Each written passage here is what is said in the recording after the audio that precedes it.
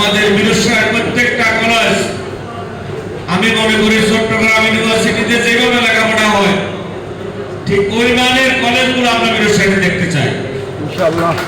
ওই মানের কলেজগুলো যদি আমরা মিরসরাইতে দেখতে হয়, আমাদের বিদায় পিছনে যারা ইউনিভার্সিটি থেকে নেতৃত্ব দিয়ে আজকে সমাজের রাষ্ট্রের বিভিন্ন জায়গায় নেতৃত্ব দিচ্ছে, আপনাদের এই পিছিয়ে পড়া কলেজগুলা, আপনাদের পিছিয়ে পড়া ভাইদেরকে এগিয়ে নেওয়ার জন্য আপনাদের অগ্রণী ভূমিকা রাখতে পারেন এবং আপনাদের এই ভূমিকার মধ্য দিয়ে আমাদের কলেজগুলা এবং আমাদের পিছিয়ে পড়া ছেলেগুলা আমার বিশ্বাস এগিয়ে যাবে ইনশাআল্লাহ।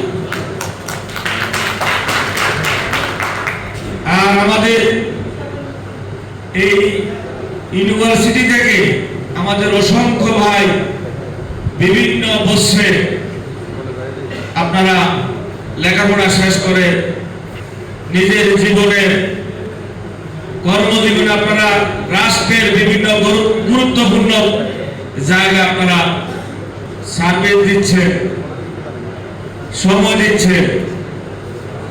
আজকে যারা ইউনিভার্সিটি থেকে লেখাপড়া করে এই মিরসরাইয়ের কৃতি সন্তানেরা রাষ্ট্রের বিভিন্ন পর্যায়ে আপনারা নেতৃত্ব দিচ্ছেন, আপনারা আজকে অনেকেই এখানে উপস্থিত আছেন। আপনাদের থেকে আমরা আশা করি এই সুন্দর একটি মিরসরাই গড়ার জন্য আপনাদের সকলের সার্বিক সহযোগিতা কামনা করি।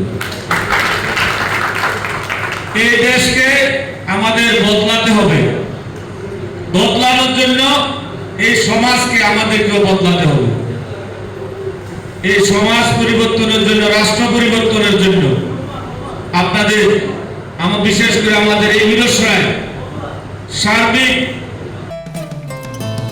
বসুন্ধরা টিস্যু অশুদ্ধতার বিরুদ্ধে এক বিন্দুও ছাড় নয়।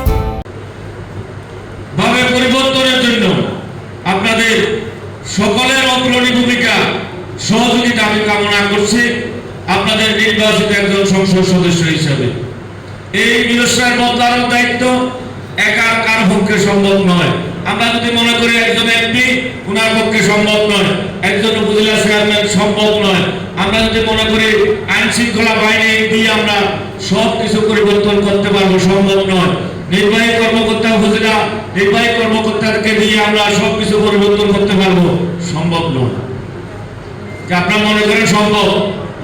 সম্ভব হবে আমাদের সকলের হাত এবং সকলের মেধা, সকলের সহযোগিতা যদি আমরা এই মিরসরাইবাসীর উপর আমরা অর্পণ করি, আমরা দেখি আমাদের ভালো চোখ দিয়ে যদি আমরা মিরসরাইকে দেখি, আমাদের ভালো মেধা দিয়ে যদি আমরা মিরসরাইকে দেখি, আমাদের ভালো পরিশ্রম দিয়ে যদি আমরা মিরসরাইকে দেখি, মিরসরাই ব্যাপক পরিবর্তন হবে এই 5 বছরের মধ্যে আমার বিশ্বাস।